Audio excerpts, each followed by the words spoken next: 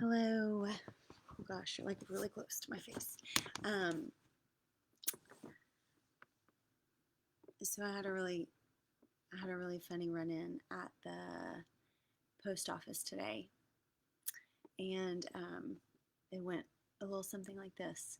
So I walk into the post office, and the man working there calls me over, and he's offering me advice, which I needed about something I was mailing. And he reaches down and I see that he has tattoos like all over, and he has this tattoo that's like right here, and I realize that it is in Hebrew. So I say to him, what does your tattoo mean?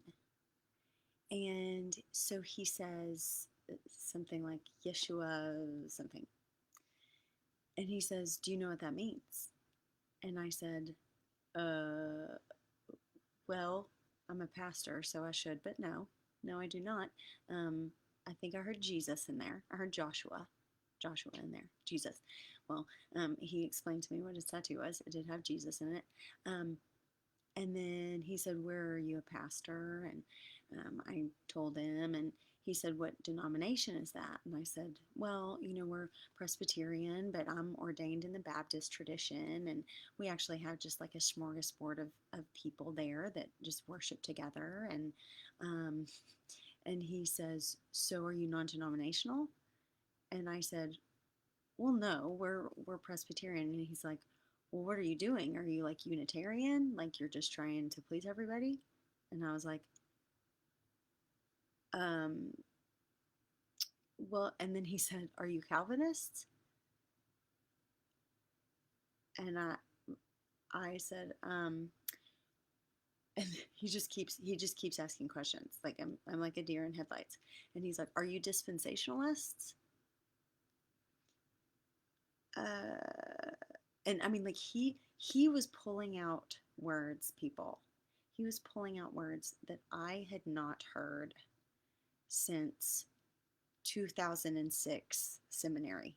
Okay, like I have not thought of these words. Like I. So I finally say, you know what? I don't think this is conversation. Um, like I think we would need to have coffee or something. Like I don't think that this is like I don't think we can actually have this conversation in the middle of the post office. It's too large. It's too large and too big. And he kind of chuckled and he was like, "Yeah, you're probably right about that." And then then he went on and he asked me something about um, I can't even remember what the word is, guys. He was like, "Are you so? Do you believe blah blah blah blah?" Blah? And I was like, uh, um, like I literally felt this big when I was walking out of the post office, like this big. And I was driving home and I called this beautiful woman from my church who always brings me joy. And I was calling to say hello to her. And in the in the middle of that conversation, she started talking about her grandkids who are little. They're like, um, you know, around preschoolish. And she said, kids just get it. They're so simple. They just trust. They just believe. And it, I needed that so very much today because, guys, like, I don't have a big brain. I actually have a very small brain. Like, I am not, I'm not a complex person. I'm a very simple person. And, um, and that's okay. You can be a pastor and not really know all the big words. It's it's okay. Um, and all of us are created differently. All of our brains are made differently. Um, and there is such a good place. There is such a good, important place for people that have brains that can absorb and take in all of these very, very deep theological truths and debate them and apologetics and all of this. There's a place for that that really strengthens the body. Um, That's not who I am. That's not the kind of pastor I am. I just want to talk about Jesus. And to me, the gospel is very simple. That's why it's for everyone. That's why it can be understood by everyone, because it is simple. And I do think that we can overcomplicate it. But the gospel is that the Lord God sent his son to earth, and he lived as this picture of how we are supposed to live. He lived like that. And the religious people and the politicians got so angry that they killed him. But he rose from the dead.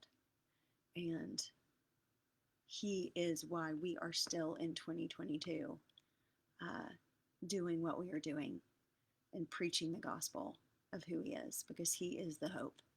He is the hope, and he is the healing, and he is the great physician, and he is the mercy and the forgiveness. It's all in him. It's all in him.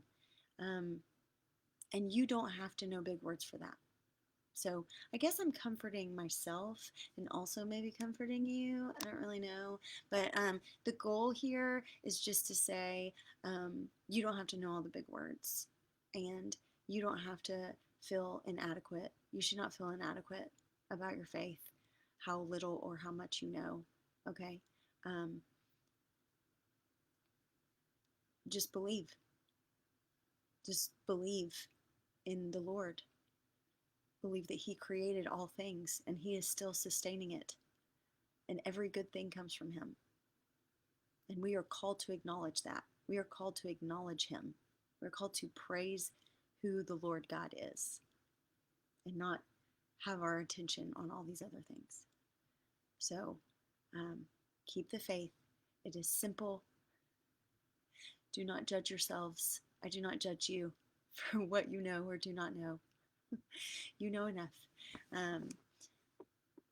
But that's what Jesus said. He said, let the little children come to me, right? Do not withhold this from them. Because he knew children get it. Children get it. Children are so much better at the big picture than we are. We get all in the weeds with the words. I love you, friends. Have a great night.